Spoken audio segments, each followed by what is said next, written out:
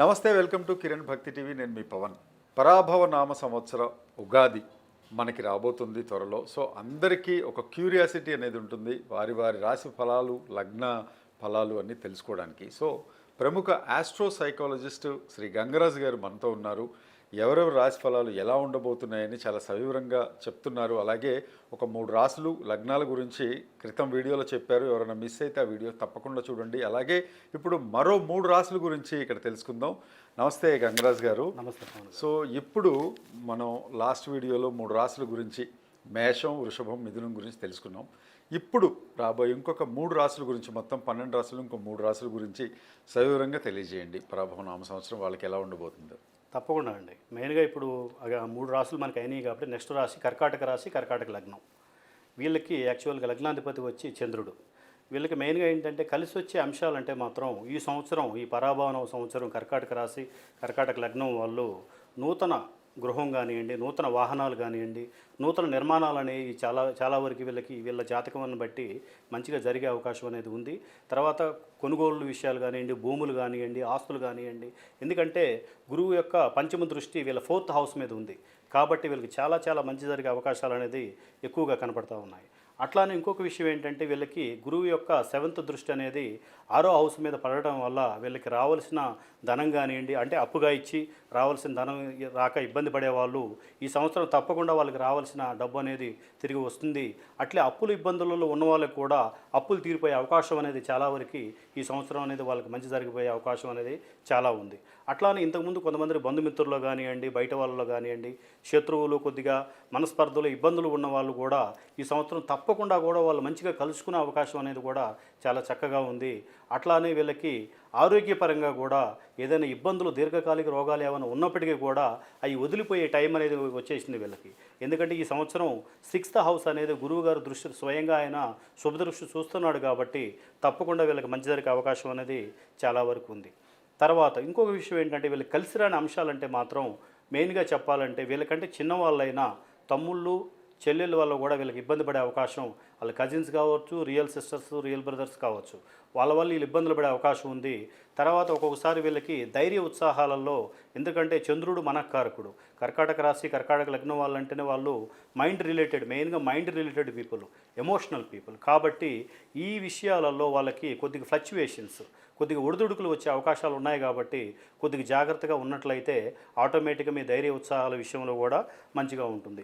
తర్వాత ఇంకొక విషయం చెప్పాలంటే వీళ్ళ పూర్వపుణ్యం అనేది కొద్దిగా ఈ సంవత్సరం అనేది వీళ్ళకి అంత అనుకూలత లేకపోవడం వల్ల వీళ్ళు కొద్దిగా కష్టం అనేది ఎక్కువ పడాల్సి వస్తుంది. ఎక్కువ కష్టపడి కానీ ఏదైనా సాధించుకోవాల్సిన సమయం అనేది తప్పకుండా ఆసన్నమైంది. తర్వాత ఇంకొక విషయం ఏంటంటే ఆకస్మికంగా కొద్దిగా ఖర్చులు కానివ్వండి, ఆకస్మికంగా కొద్దిగా ఆప్తమిత్రులు, స్నేహితుల వల్ల వీళ్ళకి కొద్దిగా ఇబ్బంది పడే అవకాశాలు ఉన్నాయి కాబట్టి ఈ విషయాలలో కొద్దిగా జాగ్రత్త తీసుకున్నట్లయితే మీరు ఇప్పుడు కొన్ని విషయాలు బాగోలేదని ఆందోళన పడాల్సిన అవసరం లేదు. మీకు తప్పకుండా మీ యొక్క పూర్తి జాతకాన్ని పరిశీలించినట్లయితే దాంట్లో ఏమైనా దోషాలు, ఏమైనా ఇబ్బందులు ఉన్నా సరే వాటికి పరిహారాలు, సూచనలు అనేది తప్పకుండా ఇవ్వగలనండి. అలాగే సార్, చాలా బాగా చెప్పారు. అయితే ఇప్పుడు సింహరాశి ఎలా ఉండబోతుంది? సింహరాశి లగ్నం ఏమన్నా ప్రత్యేకతలు సంతరించుకోబోతున్నాయా ఈ ఏడాది?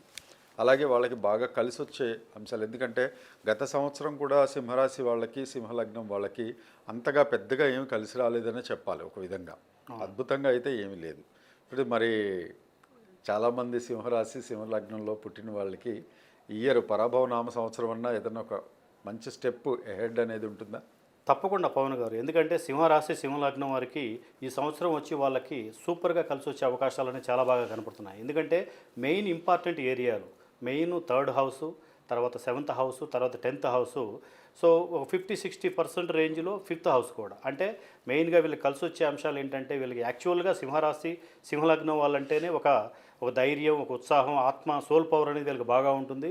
ఈ సంవత్సరం వాళ్ళ ఒక ధైర్యం అనేది ఇంకా దిగునీకృతమై వీళ్ళ డెవలప్మెంట్ విషయంలో కానివ్వండి, కొత్త స్టెప్పులు కానివ్వండి, కొత్త విషయాలలో వాళ్ళు ఎంటర్ అయ్యి దాంట్లో సక్సెస్ సాధించే అవకాశం అనేది చాలా బాగా ఉంది.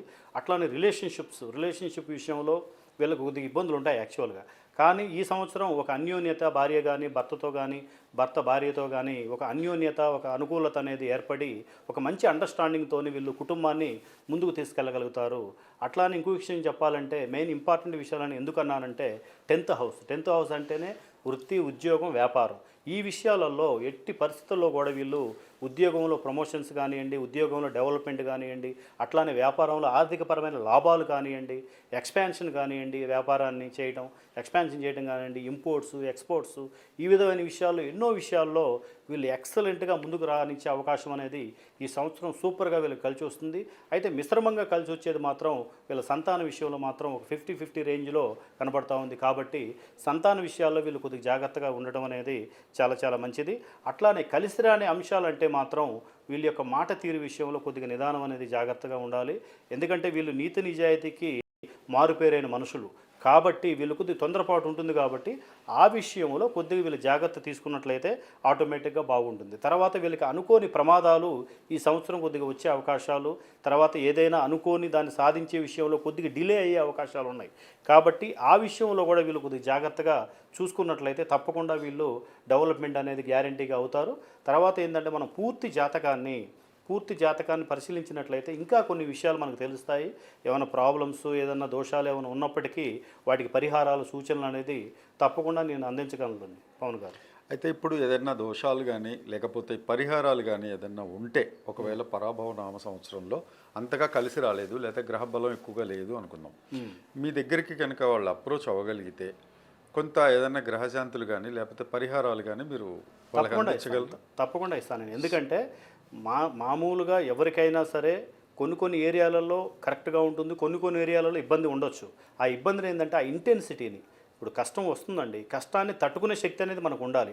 ఆ తట్టుకునే శక్తి ఎప్పుడు వస్తుందంటే భగవంతుడి ఆశీర్వాదం. అంటే ఆ బ్యాడ్ గ్రహం యొక్క ఇంటెన్సిటీ, ఆ తీవ్రత అనేది మన మీద తగ్గినట్లయితే ఆటోమేటిక్గా మన మైండ్కి ఏమనిపిస్తుందంటే ఓకే కొద్దిగా రిలీఫ్ వచ్చింది కాబట్టి ఇంకా ముందుకు దూసుకెళ్ళగలుగుతామని ఒక నమ్మకం అనేది తప్పకుండా ఆ విధంగా నేను రప్పించగలుగుతానండి. గ్రేట్లీ సెడ్ అండి. ఇప్పుడు గురువుగారు చెప్పింది కూడా ఏంటి అని అంటే అందరిది ఒకలాగానే ఉండదు. సింహలగ్నం అనగానే అందరిది ఒకలాగానే ఉండదు. అలా ఉంటే కోటాను కోట్ల మంది ఒకే పని చేసేవాళ్ళు, ఒకే జాబ్లో ఉండేవాళ్ళు, ఒకే వృత్తిలో కొనసాగేవాళ్ళు, ఒకేలాగా వాళ్ళ ఫ్యామిలీ కూడా ఒకేలాగా రన్ అయ్యేది. అలా ఉండట్లేదు కాబట్టి ప్రపంచంలో.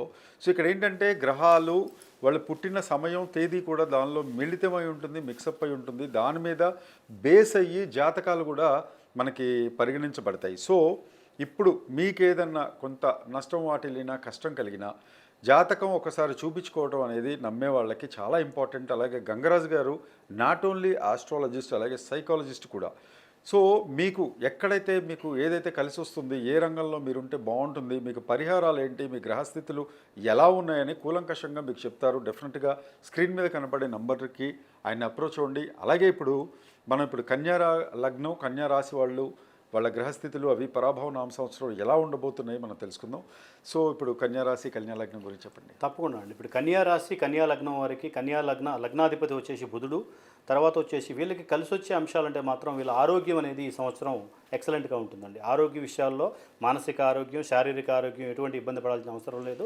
వీళ్ళకి మెయిన్గా ఏంటంటే వీళ్ళు బిజినెస్ మైండెడ్ పీపుల్, తర్వాత చాలా సాఫ్ట్ మెంటాలిటీతో ఉంటారు. కాబట్టి వీళ్ళకి ఈ సంవత్సరంలో కలిసి వచ్చే అంశాలంటే మాత్రం ఇంకొక విషయం, వీళ్ళు నూతనంగా కొత్తగా ఇల్లులు కొనడం కానివ్వండి, లేదంటే వాహనాలు కొనడం కానివ్వండి, భూములు కానివ్వండి, ఈ విషయాలలో మంచి డెవలప్మెంట్ అనేది మంచిగా వీళ్ళు కొనుగోలు చేస్తారు. మంచి ప్రాపర్టీస్ కూడా, స్థిరాస్తి హౌస్, 4వ హౌస్ అంటేనే స్థిరాస్తులకు సంబంధించింది కాబట్టి వీళ్ళు స్థిరాస్తుల పరంగా మంచి డెవలప్మెంట్ అనేది వీళ్ళకి కలుగుతుంది. తర్వాత అట్లానే బంధుమిత్రులు, స్నేహితులు వాళ్ళతో సంతోషం, విందులు, వినోదాలు వాటిల్లో ఎక్కువగా పాల్గొంటారు కన్యారాశి వాళ్ళు ఈ సంవత్సరం. అట్లానే ఇంకో విషయం చూసుకుంటే వీళ్ళకి ఈ సంవత్సరం పూర్వపుణ్యం అనేది వీళ్ళకి బాగా కలిసి వస్తుంది. అంటే ఏంటంటే పునర్జన్మలో చేసుకున్నటువంటి పుణ్యం అనేది ఈ జన్మలో ఈ టైంలో తక్కువ ఎఫర్ట్స్తోని వీళ్ళకి ఎక్కువ లాభాలు కానివ్వండి, ఎక్కువ సక్సెస్ కానివ్వండి, ఎక్కువ రిజల్ట్స్ వచ్చే అవకాశం అనేది వీళ్ళకి బాగా కనబడతా ఉందండి. కాకపోతే ఏంటంటే వీళ్ళు ఈ సంవత్సరం వీళ్ళకి కలిసి రాని అంశాలంటే మాత్రం మాట తీరు విషయాలలో కొద్దిగా తొందరపడకుండా కొద్దిగా జాగ్రత్తగా ఉన్నట్లయితే వీళ్ళకి చాలా చాలా మంచిది అది. అట్లానే ఇంకో విషయం చూసుకుంటే మెయిన్గా చెప్పాలంటే వీళ్ళకి ఆరోగ్య విషయం కానివ్వండి, ఆరోగ్యం అంటే మానసిక ఆరోగ్య విషయం, తర్వాత ఇచ్చిన అప్పులు కానివ్వండి, ఇచ్చిన అప్పులు తిరిగి రావడం కానివ్వండి, తర్వాత మనం చేసిన అప్పులు తీరటం కానివ్వండి, అవి కొద్దిగా ఇబ్బందులు పడే అవకాశాలు ఉన్నాయి కాబట్టి మీరు తప్పకుండా ఎవరికి కూడా మీరు జామీన్ కానీ గ్యారంటీ ష్యూరిటీ లాంటి ఎట్టి పరిస్థితుల్లో మీరు చేయొద్దు. తర్వాత ఇంకో విషయం చెప్పాలి అంటే వీళ్ళకి కలిసి రాని అంశం అంటే వీళ్ళ వృత్తి ఉద్యోగం వ్యాపార విషయాలలో కొద్దిగా జాగ్రత్తగా ఉండాలి. ఎందుకంటే కొద్దిగా అనుకూలత అనేది లేదు. గురువు యొక్క నవమ దృష్టి అనేది 10th హౌస్ మీద పడటం వల్ల వీళ్ళకి కొద్దిగా ఇబ్బందులు పడేది అవకాశం. ఎందుకంటే వీళ్ళకి మెయిన్గా వ్యాపార పరంగా ఉద్యోగపరంగా ఇబ్బంది పడే అవకాశం ఉంది కాబట్టి దాని పరంగా కూడా కొద్దిగా జాగ్రత్తలు అనేది వీళ్ళు తీసుకోవాలి. అట్లానే మీరు దీన్ని చూసి ఆందోళన చెందాల్సిన అవసరం అనేది ఏమీ లేదు. తప్పకుండా మీ పూర్తి జాతకాన్ని ఒక్కసారి నాకు పంపించినట్లయితే నేను క్షుణ్ణంగా నేనే పరిశీలించి దానికి ఎటువంటి పరిహారాలు కానివ్వండి, సూచనలు కానివ్వండి మీకు తప్పకుండా అందించగలను. సో విన్నారు కదా, మీ సూచనలు, మీకు కావాల్సిన సూచనలు, సలహాలు వీటన్నిటి గురించి గంగరాజు గారు చక్కని వివరణ ఇస్తారు. ఆయన్ని పర్సనల్గా కాంటాక్ట్ అయ్యే ప్రయత్నం చేయండి. నమస్తే గంగరాజు గారు. నమస్తే. మరో ఎపిసోడ్లో మరో 3 రాశుల గురించి మనం మాట్లాడుకుందాం. తప్పకుండా.